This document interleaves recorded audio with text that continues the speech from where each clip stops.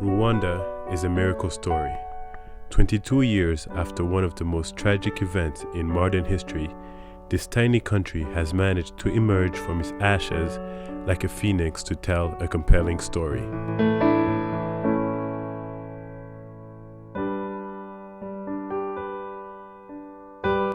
A good number of this story's narrators are young men and women who have had the chance to leave the country and pursue an education and work opportunities that were not yet available on their motherland. They learned a great deal while away, and some are now back to contribute to the amazing storyline of this nation. This is a glimpse into their journey.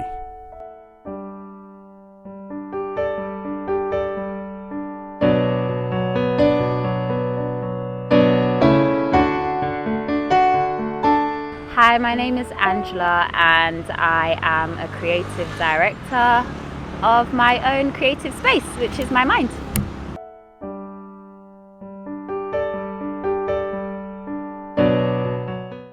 My name is Rita Umuriza. I serve as editor and host for Kigali Out.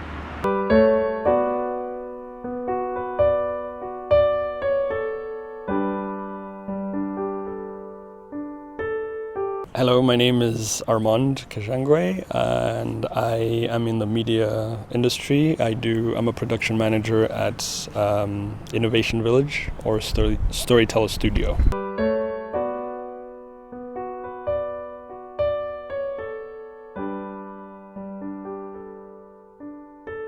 So at the moment, media content is being heavily consumed, and I really wanted to use a platform that spoke to the younger generations as well as the older generation, as well as people who are just looking for information that they want to find. So I feel like people who search your stuff on YouTube are specifically looking for that content. So I wanted to speak to people who wanted to hear me as opposed to just forcing it down everyone's throat, really.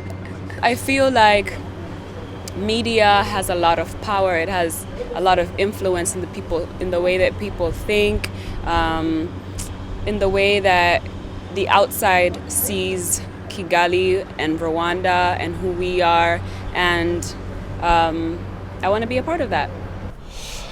I chose film and media in general because I fell in love with telling stories at a really young age, at around 11, I believe. And so I fell in love with it. I fell in love with the medium because it used, the medium of film uses a lot of different mediums within it. So art, music, photography. So I kind of liked all of those aspects of film.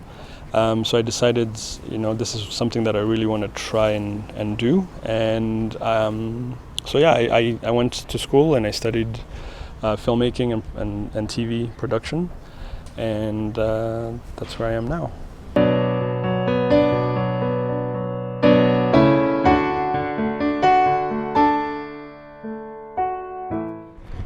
So growing up in the UK, I was always very encouraged to express myself, encouraged to be confident, encouraged to say what I feel. And I feel that is a very popular way to communicate in the UK.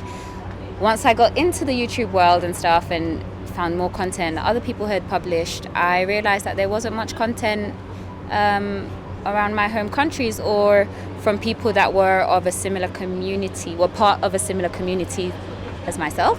So I decided that I should just be the person to go ahead and make that content, and there was space for my story and other stories. So I decided to move home and tell a different narrative of being a Rwandan.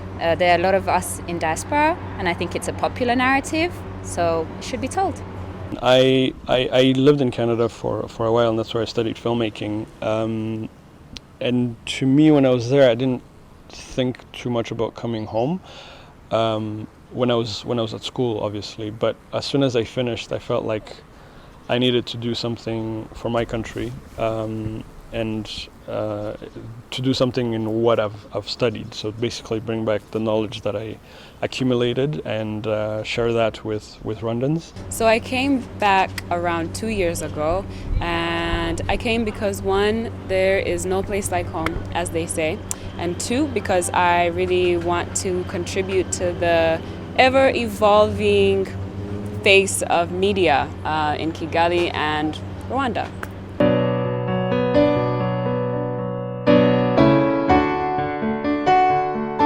In the next 5 years, I see myself acting as an inspiration to other people to follow their own dreams and live their life their own way, and know that there are no limitations. You can do whatever you want to do.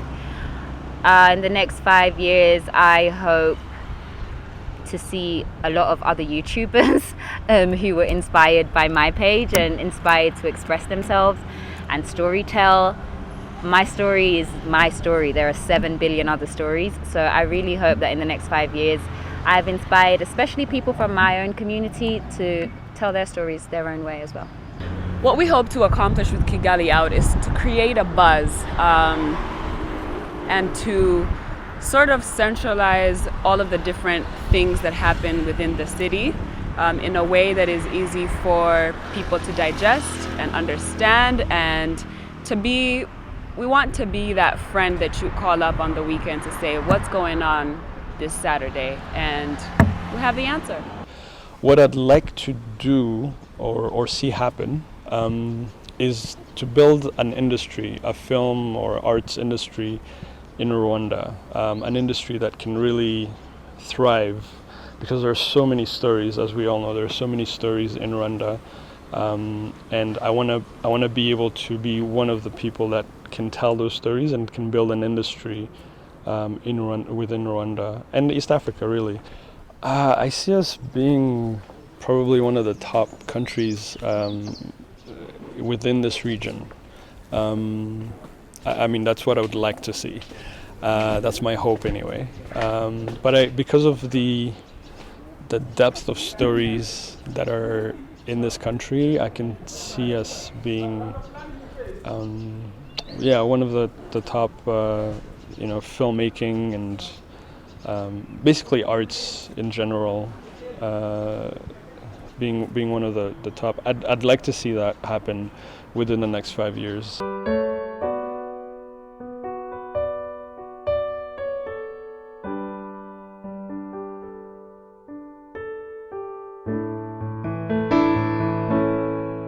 Rwanda, as a nation reborn, a nation with something to prove, has placed itself on the world pantheon as a beacon for perseverance in what can happen when an entire people have a common vision and the drive to reach for it.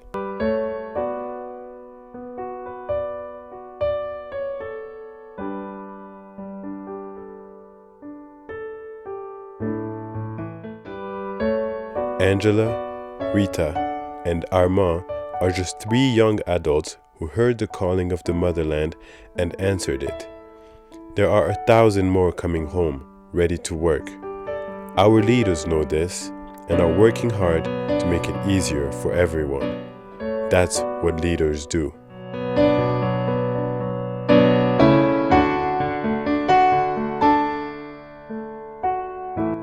Rwanda, over 10 million strong, over 10 million stories to tell. The media and communication industry in this country has grown a lot recently. We have more than 5 independent TV stations, dozens of radio stations, as well as countless numbers of magazines and newspapers. Digital content is desperately needed, and the youth are stepping up.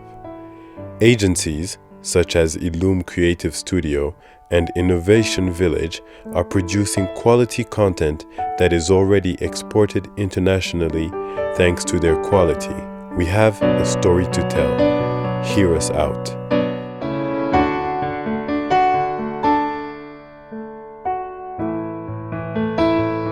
I'm gonna make it better. You're gonna make it better. We are gonna make it better.